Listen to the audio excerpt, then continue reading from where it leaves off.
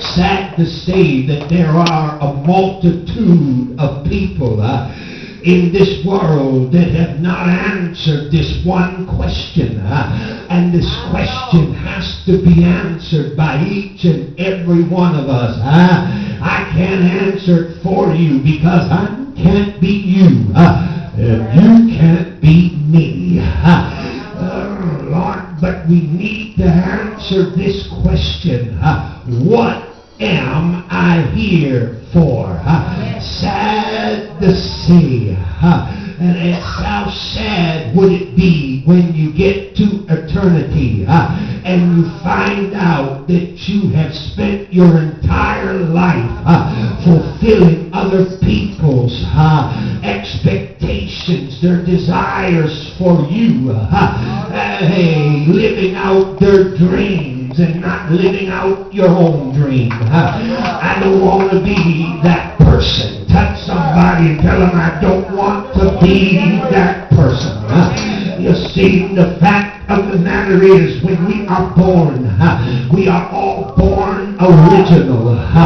But sad to say, 85% of all people, when they die a carbon copy. They die a copycat. I was born original. I'm going to remain original. And I'm going to leave here original. You better get your hands in the air and give God some praise. But how can you know that your dream? How can you know your vision? How can you know your assignment? How can you know it's God's plan for your life? Or is it a good notion? Or somebody else? What somebody else has planned for you? Touch somebody and tell them I don't want to live out my life on a good notion. And I don't want to live out my life fulfilling somebody else's dream or somebody else's vision. I want my life. Touch somebody, tell them I want to live my life according to what God has planned for me. I don't know about you, but I want to be in the center of His will. Get your hands in the air and shout hallelujah.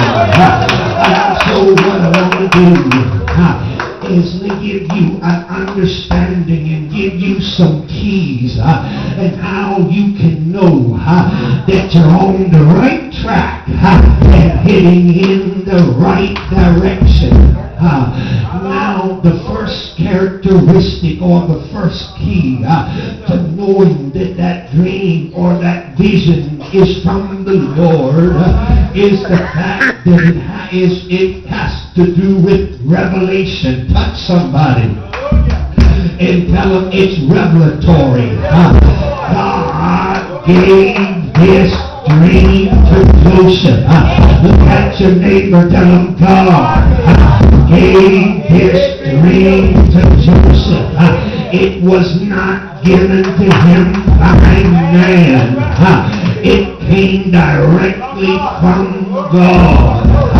And it caused his brothers to hate him. And I'm going to tell you, when you are a dreamer, when you know who you are, and you have purpose in your heart, that you are going to let go and let God, you better get ready, because you're going to be despised. You're going to be rejected. Folks are going to hate on you. Folks are going to become mighty jealous of you. They're going to be intimidated by you. And they're going to want to move to throw cold water on your fire. They're going to move to try to box you in and box you up and box you out. But I will not allow anyone to fetter me. I will not be shackled. I must be about my Father's business. I know who I am. And I'm comfortable in my own skin. If you don't know who you are, then somebody is going to make you somebody you're not. Some of the most miserable people in this world are individuals trying to be somebody they are not. I can only be Wesley Van Johnson.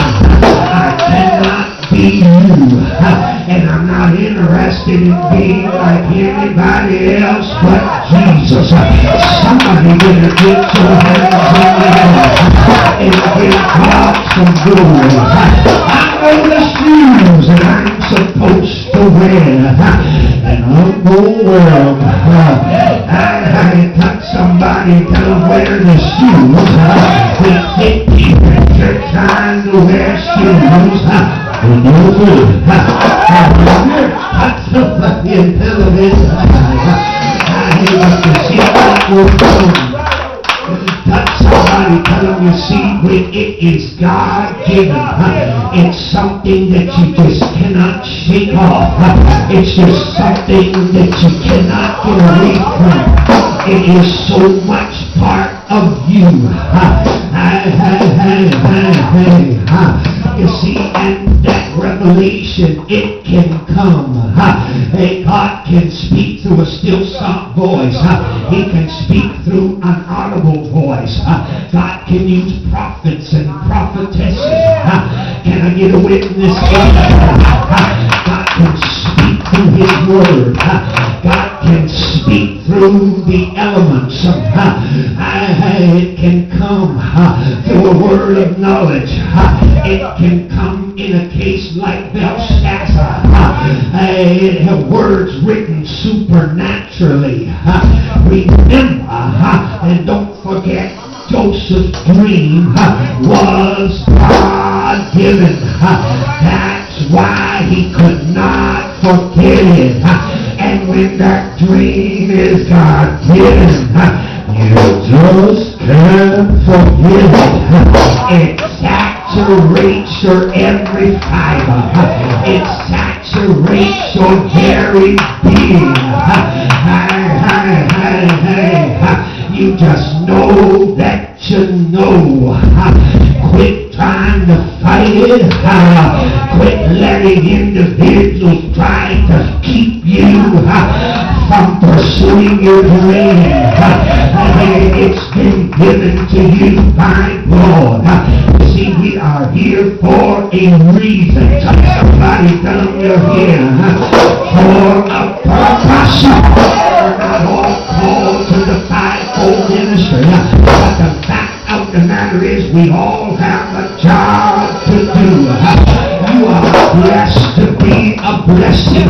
God has given us all our God-given gifts, our God-given abilities, our God-given talents, and it's those gifts, it's those talents, it's those abilities that are going to make way for you, that will bring the blessing of God, that will cause a way to be made and doors to be opened. Look at your neighbor and tell him God is giving you both spiritual gifts and natural gifts. Can I preach this thing like I want to preach it?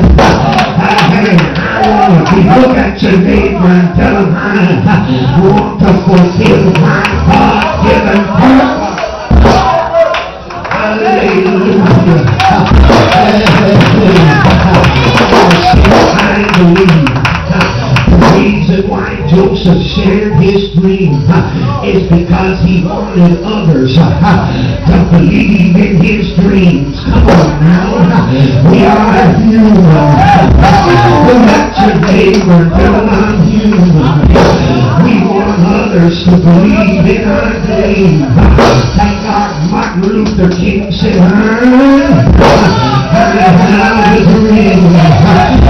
it's good to have dreams.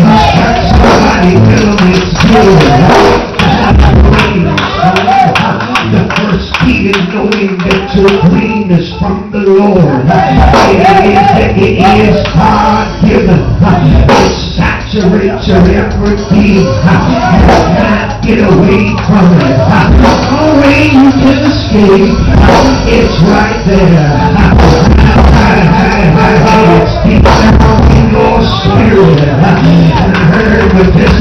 and said, people alive to your dream.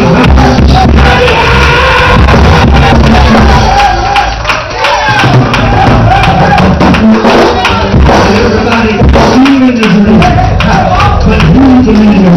Not everybody on accept it, but you accept it. The party, get your hands in the air and give God some praise.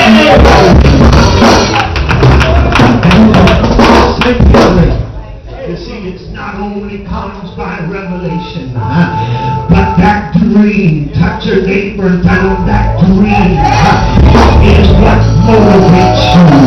That dream is what keeps you going. That dream, touch somebody and tell them that dream. Hallelujah. Hallelujah. Touch somebody and tell them it keeps you going. It keeps you going. I got to quickly turn here because Paul said something in 1 Corinthians chapter 9 verse 16. For though I preach the gospel, I have nothing to glory of, for necessity is laid upon me. Yea, woe is unto me if I preach not the gospel. In the Amplified, he said, for I do not this work of my own free will, then have my pay, my reward, but it is not of my own will, but it is done of my own will, but it's done reluctantly under compulsion. I am still entrusted with a sacred trusteeship and commission. He said, this is what compels me. This is what moves me. You see, I'm not called to do what I do. I am chosen. Can I sit down and not preach? Of course not. To take me out of ministry is like taking a fish out of water.